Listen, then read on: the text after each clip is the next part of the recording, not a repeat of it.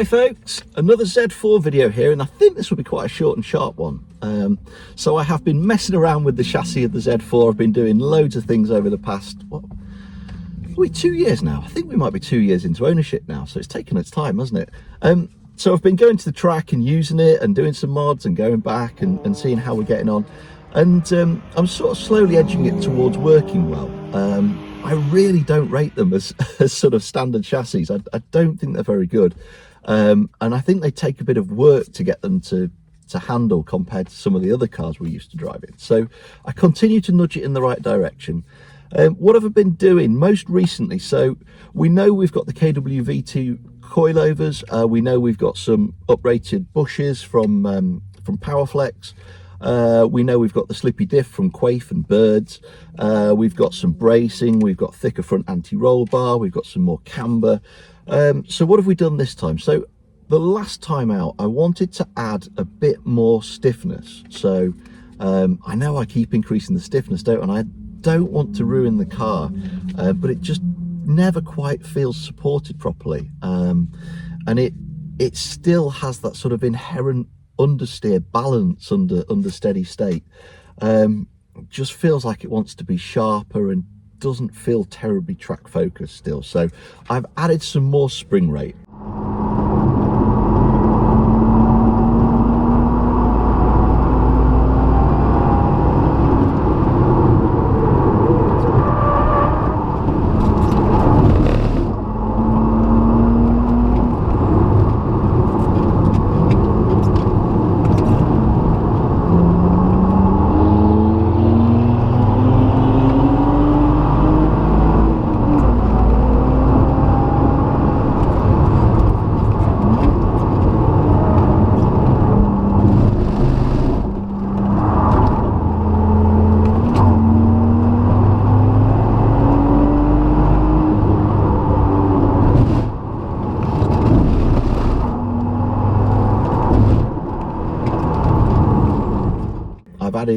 I've gone from an 8 kilo spring at the front up to a 10 kilo. It was originally only 5, so we've literally doubled the spring rate at the front. And we've gone straight from the KW spring at the rear. The KW spring at the rear was a progressive spring, a conical progressive spring. So rather than a normal straight one, it was sort of a conical style. And the maximum rate in the progressive spring is apparently 11.5 kilograms per millimeter. Now, the KW springs are the same on the V2 as they are on the Clubsport. So they're trying to do everything. I don't think they're very good. They're not comfortable on the road, and they don't really feel racy at the track. So I don't think they've got that right. I don't. I fitted 14 kilo springs at the rear, so that's quite a stiff spring for the rear of the car. When I was sort of doing the maths behind what I was doing and the length of the spring and the amount that the car would drop under load and stuff like that, it became clear that I wasn't going to get enough spring length to keep the spring on the perch and in contact and not becoming free. Of course, it's a divorce setup, isn't it? So it's not around the damper at the rear. So I was going to end up potentially losing my spring, or it becoming loose, and it could, worst case, fall out. So I had to go back to the drawing board on that. I looked into helper springs, but I couldn't find a helper spring package that was thin enough to use a spring that I was happy using. I'd have to go to a really, really short spring, and I wasn't confident that would work well.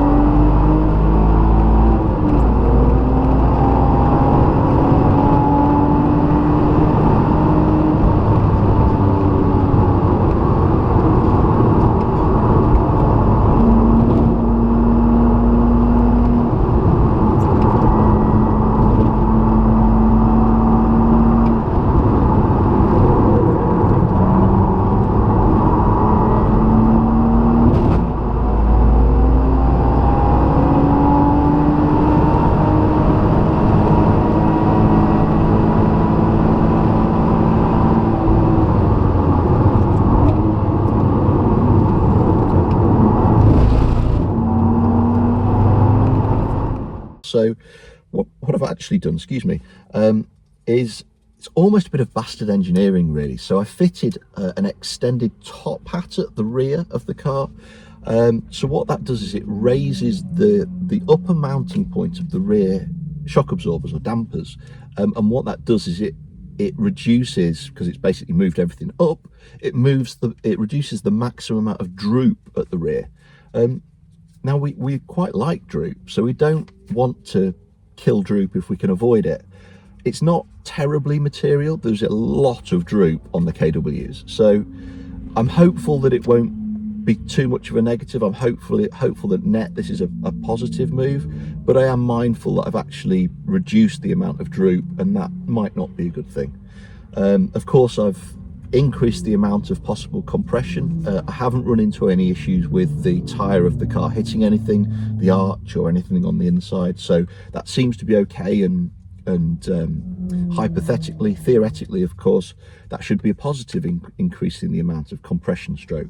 So there is a bit of compromise there. It is kind of bastard engineering, reducing droop by extending the top hat, but it's what I've gone for. It's the best solution I could find at the time. Perhaps it won't be the final solution, but that's what I've done. So we've gone 10 kilo front, 14 kilo rear, linear springs both ends, and nice and just normal straight springs both.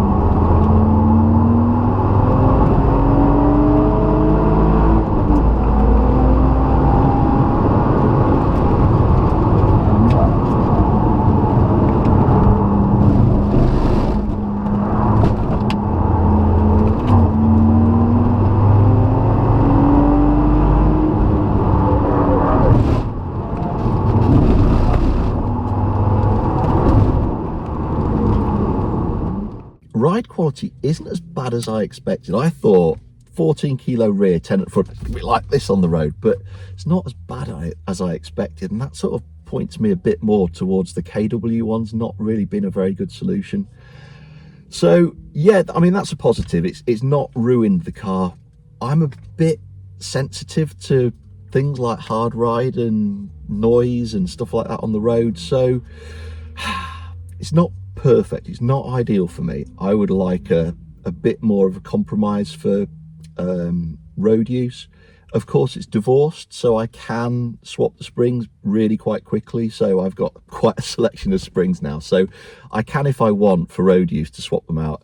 If I'm driving to the ring, for example, I could use a road spring and then swap them out at the ring. Half an hour's work. Can I be asked? Don't know. So yeah, watch this space on that one. Is it okay? Is it tolerable? I'll let you know. At the track, the car is improved. It really is improved. The car feels like it rotates better, and isn't as prone to push understeer on the exit of the corner, which I think was probably my biggest gripe with the car ever since I've got it, really. On the exit of the corner, under power, just a load of push understeer. So it really is improved.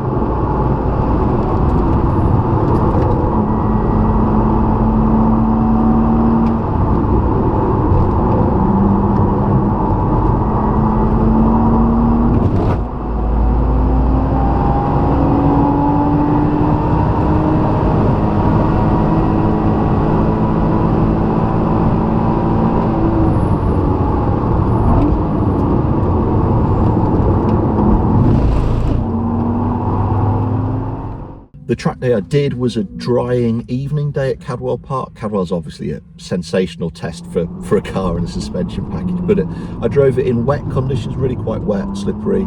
through to almost dry. So you know, it had a really good test, and it felt the best balance that the car has felt since I've had it. So it now feels the best it has done.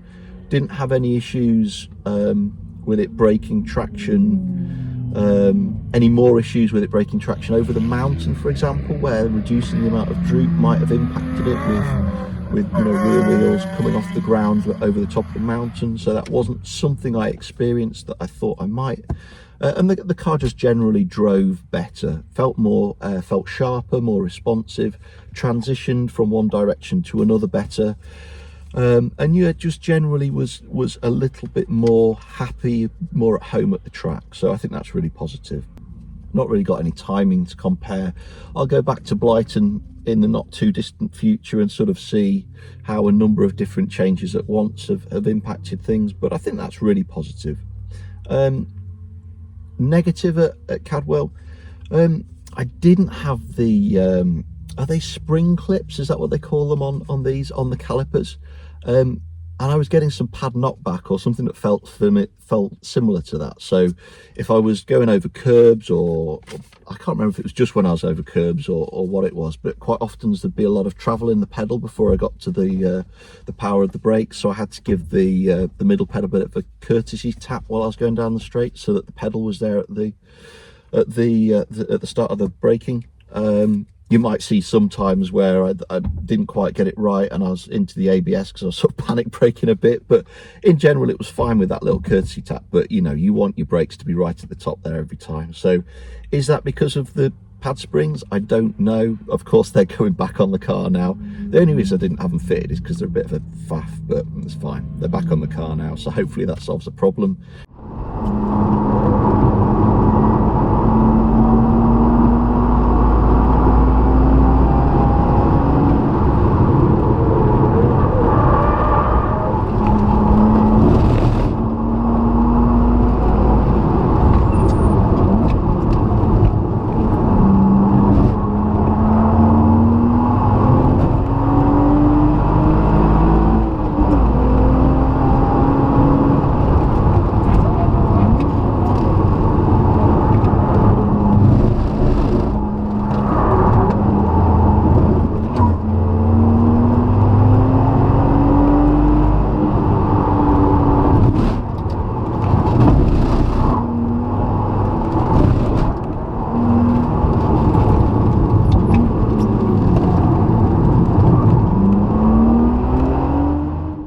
I was on PS5s, Michelin Pilot Sport 5s, the whole evening from wet to dry. I actually arrived at the track on duress, but it nailed it down, and there was quite a lot of standing water at one point. So yeah, we put the PS5s on, and that's what it stayed on. Pace of the car was pretty damn good. I sort of did a really long first session and spent a lot of time on the track. I'm fairly familiar with Cadwell, and I'm quite happy driving around the limits of grip, so I was able to get some heat into the tyres, and you know, it was one of the fastest cars on track, and people were quite complimentary of the car's pace compared to other cars, especially with it appearing and fundamentally being quite a standard car really. So really pleased with it, and I really felt like I bonded nicely with the car, really enjoyed it and just wanted to lap and lap and lap. So yes, 10 kilo front, 14 kilo rear. I'm quite looking forward to trying it now with the semi-slicks and just seeing how it feels, because I think it feels even better on the semi-slicks with the harder springs. So that'll be great. And also, I've just recently, I'm really sorry, I can't remember the chap's name, so I'm really sorry I've forgotten your name. Someone's put me on to Larkspeed, who are able to provide just the rear H&R anti-roll bar. So you might recall at the front I've got a big thick 30mm hollow Hotchkiss anti-roll bar. At the rear I've not been able to find a rear only roll bar. H&R of course do a kit front and rear, but most UK suppliers don't want to supply the rear on its own. Larkspeed, I think in Yorkshire, happily are going to do that for me. So I've got a rear anti-roll bar to come. Maybe that'll mess up the whole balance, or maybe I'll be able to fit a slightly softer rear spring and retain that really good balance. So we'll see. I'm always playing with it, aren't I? I'm never satisfied, but we'll get it driving really, really well by the time we get to the Nürburgring. on that topic, ring is booked. July 2026, my 40th birthday track day at the ring. So basically what I've been building this car for. Cannot wait for it, cannot wait. So yeah, we've nudged it in the right direction. We'll continue to do that. We've lost a bit of weight, as you've seen, and I'm losing a bit more weight now with some super sexy seats, which I might just tease here. But until that one, I'll do another video when the seats are in and show you all about those. Some track time planned at the end of this month, December, so we'll get some more footage, and hopefully you've enjoyed the Cadwell footage in this video as well. So until the next one, take care of yourself. Have a lovely Christmas if it's around Christmas time. If it's not, completely ignore me. If it's taken me until April to make this video, then ignore me. But look after yourselves, enjoy the time with your families, and we'll catch you on the next one.